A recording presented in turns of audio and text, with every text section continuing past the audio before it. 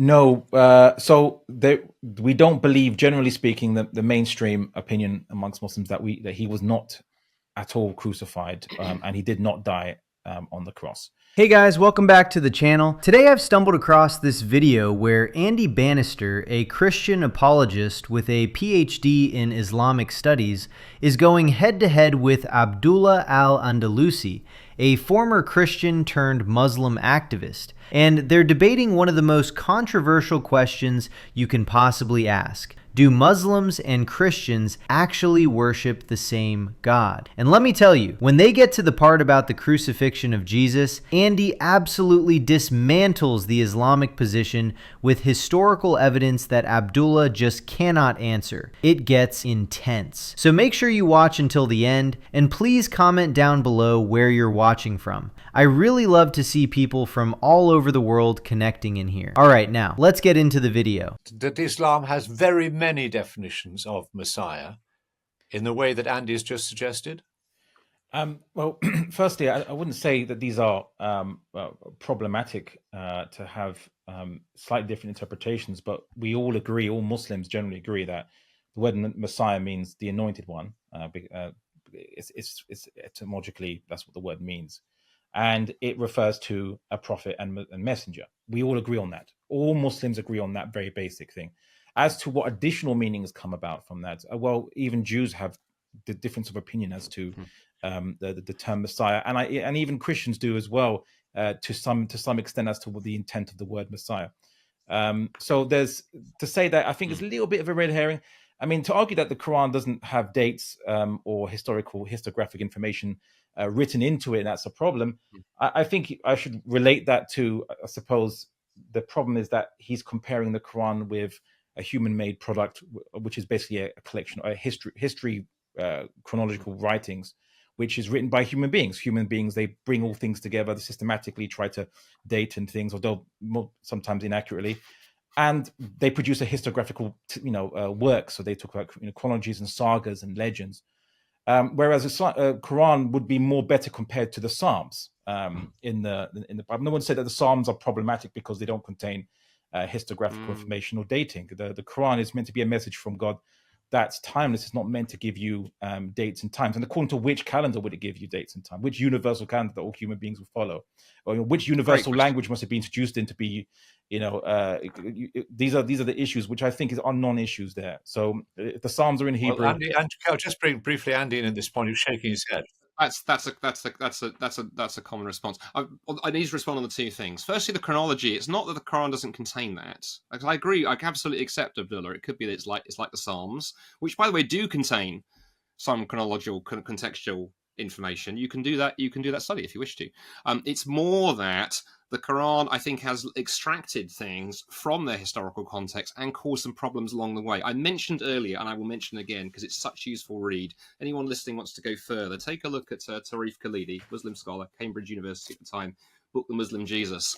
It's got a lovely introductory essay in there where he makes the point, and he raises a problem, actually, even though he's a Muslim. He says the Quran, when it comes to Jesus, has created a kind of meta-historical Jesus. It's abstracted him from history, lost those kind of backgrounds, and thus, he kind of floats around coming out with sort of theological pronouncements with no context to them. And it does cause some damage, I think, if you take things out of their order.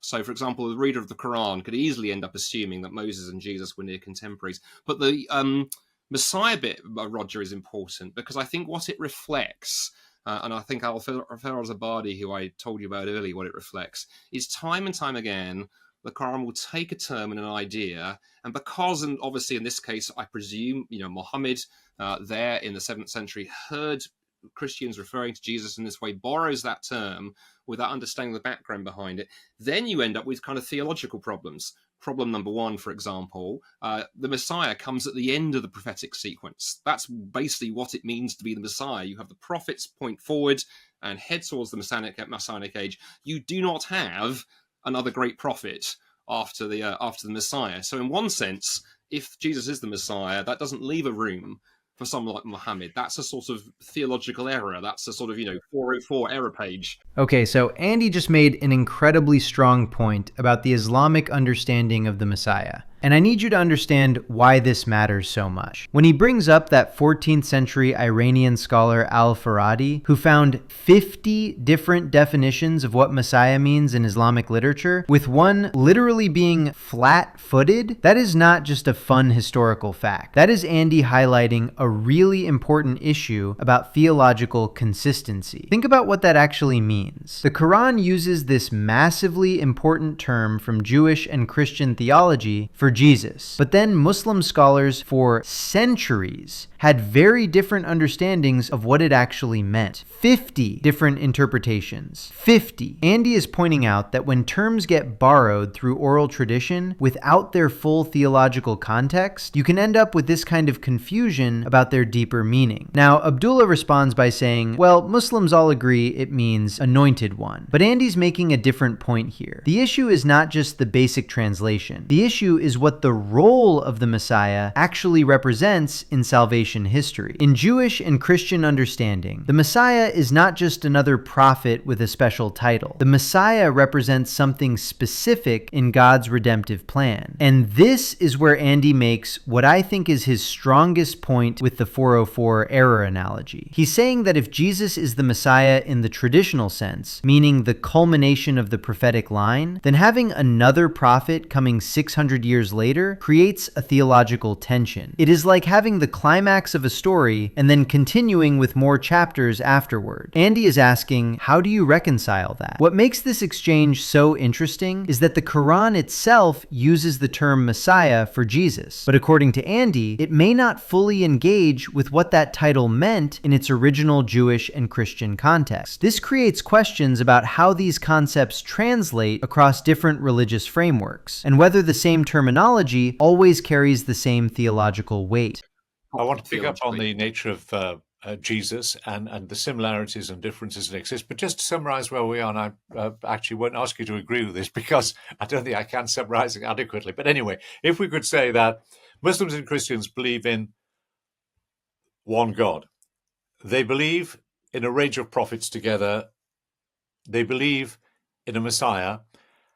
But the nature of that is heavily disputed, and we'll pick up the question of the nature of Jesus in just a moment. We'll just need to take a quick break.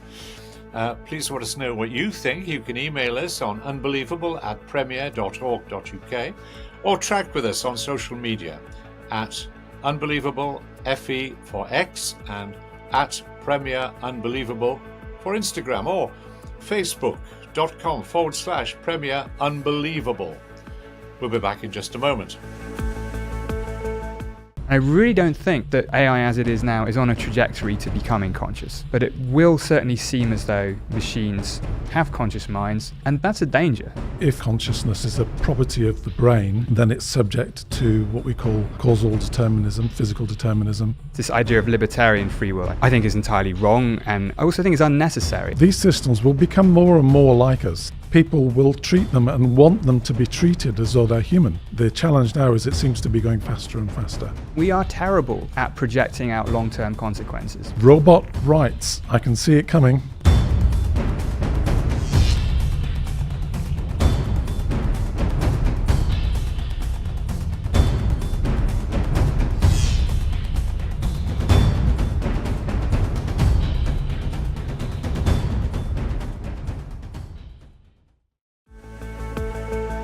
Welcome back. You're listening to an Unbelievable podcast, and today we have a former Christian, now Muslim, Abdullah Al-Anderooi, in discussion with former atheist, now Christian writer and apologist, Andy Banister.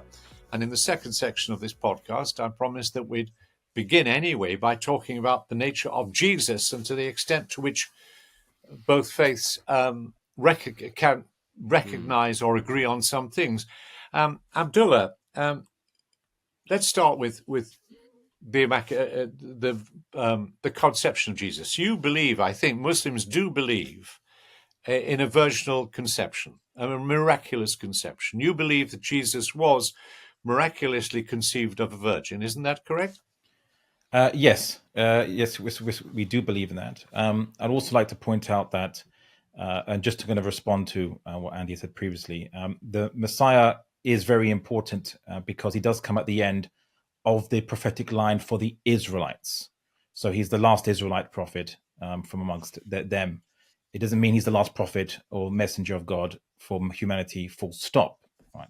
But he is significant, and he's also significant because he's actually, in a way, the last prophet standing on earth, because we believe he will come back. We believe there'll be a second coming of Jesus, and he will lead the Muslim nation. He will lead the Muslims and be the leader of the Muslims. So this is what we believe, right? And so, in a sense, at the end of human history, he's going to be present. So hence, he's quite significant. And the word Messiah is to single him out. Is not a prophet, not a messenger, but he takes these very pivotal roles as being the last of a line of Israelite prophets, and also the last prophet that will be that will be living on earth, because obviously, although he was born before the Prophet Muhammad, we believe that he'll have a second coming, and he will be the last prophet amongst human beings, because the Prophet Muhammad has already passed. So, and I think this is why it's important. Quran says that God, sorry to interrupt, Quran I think also says that God raised Jesus to himself. Yes, which is again, it parallels some of the accounts of early Christians who said something similar to this. But I would say that there is, as I said, as Muslims, we have a love of Jesus. We have to affirm that he's the Messiah. We have to affirm that he's a prophet, messenger of God. We must love Jesus. If we don't, we're not Muslim. So this is something that Jesus is quite very important for Islamic belief. His name is mentioned quite often, or a reference to him is mentioned, like the Messiah, son of Mary, is mentioned quite often in the Quran, and his mother is venerated and honored in the Quran and in the narrations of the Prophet Muhammad sallallahu alaihi wasallam. So this is an important thing. And also, just sorry to interrupt again, but also you believe, Muslims believe that Jesus was crucified, but that he did not die on the cross. No, so we don't believe, generally speaking, the mainstream opinion amongst Muslims that he was not at all crucified, and he did not die on the cross.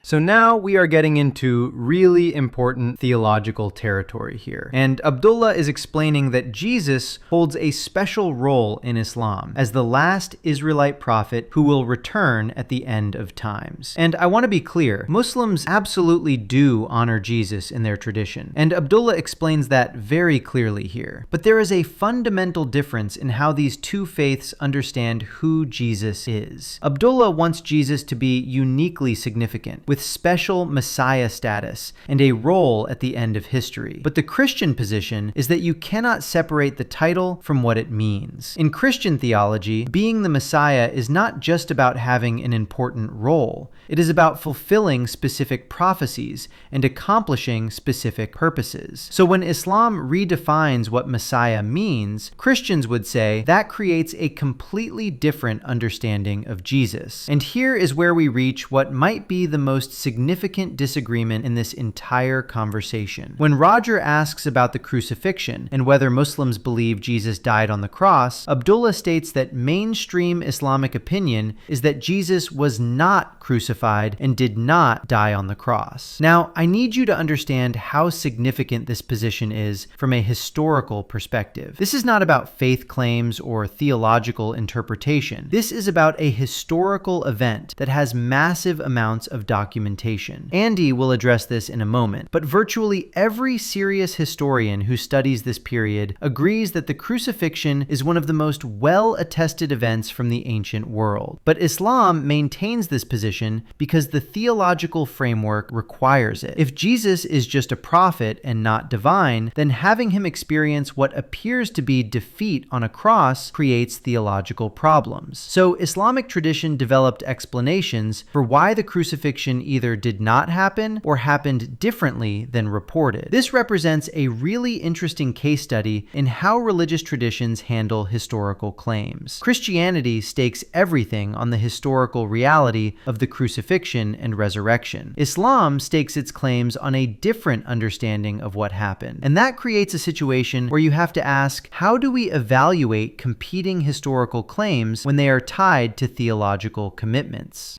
So he didn't die, and this is actually a great rebuttal to those who, from the Jewish faith, who believe that Jesus is not the Messiah because the Messiah is not meant to die.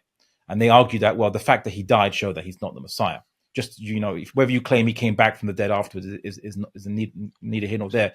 The Messiah will not actually die in the first place until he's achieved his mission. What we say... So you believe that Jesus did not die on the cross and that he was taken up by God to heaven? That he wasn't even crucified. And there are some early Christian sects that also believe that he wasn't crucified and so on, which is a different discussion which I won't go into. But what I will say is that some of the things that Andy Banister may level at Islam as being some kind of newcomer that just appropriated doctrines from a religion it didn't fully understand is the same arguments that Jews make against his faith, his religion. They could point to argument points like, for example, I think it was Paul referenced that Jesus it was prophesied in the early text in the Jewish Bible that the Messiah will come from Nazareth, but there is no such text that says that. So I need to come back on some of this. He got that wrong. Way, Roger. So the point is that they make the same argument against Jesus and Christianity. The early Christians didn't understand the religion. They appropriate the concepts from Judaism. Well, Andy's shaking his head, but Andy, please don't pursue that point if you wouldn't, because I want to pursue something with you. That therefore, just hold this. No, sorry, on this point, which is it is Christian belief. It is essential that Jesus was crucified and died. That's non-negotiable, isn't it? And just explain why you think it is an essential element of faith.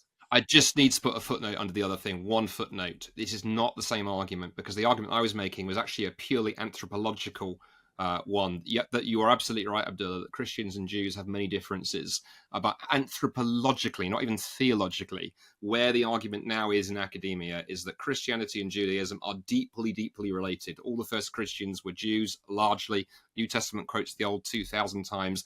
They are very, very closely symbiotically related, even if there is profound disagreement.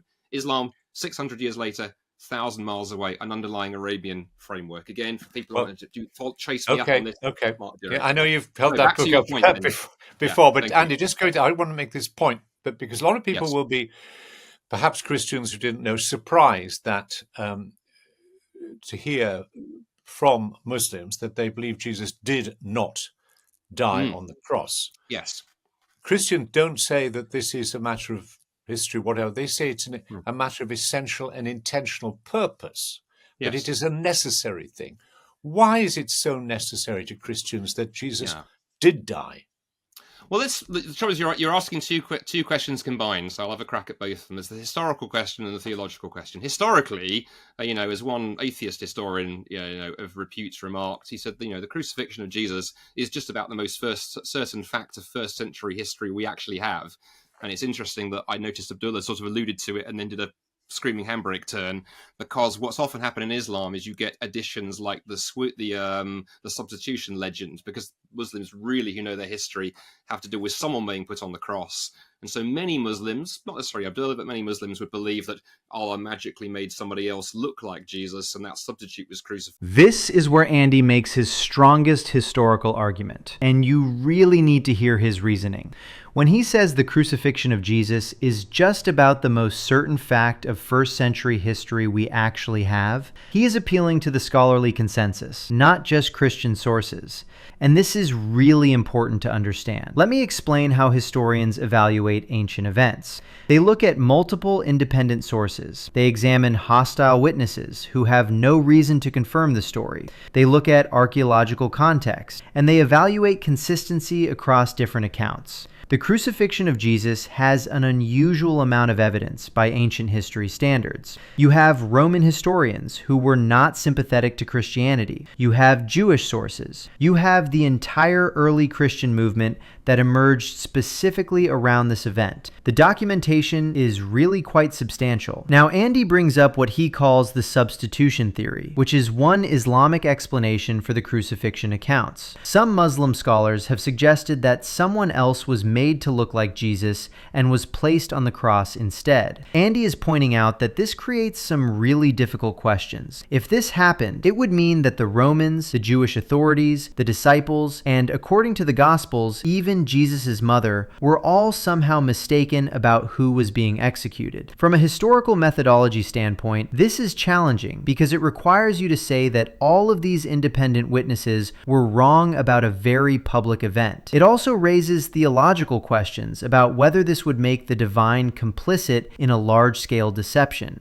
These are the kinds of questions that Andy is raising here. What is interesting is that Andy notes this substitution explanation developed later in Islamic tradition. Early Muslims apparently had to grapple with the fact that there was overwhelming historical attestation that someone claiming to be the Messiah was crucified in Jerusalem around 30 AD. So explanations developed over time to reconcile the Quranic text with the historical record. Abdullah tries to point out that similar debates exist between Christians and Jews about interpreting scripture, and he is not wrong about that. There absolutely are significant disagreements between Jewish and Christian interpretations. But Andy makes the distinction that Christianity emerged directly from within Judaism. The first followers of Jesus were Jewish. The New Testament extensively quotes and engages with Hebrew scriptures. So there is direct continuity even where there is disagreement. The comparison Andy is making is that Islam emerged 6 centuries later in a different geographic and cultural context, and is making claims about what really happened at events where it does not have the same proximity.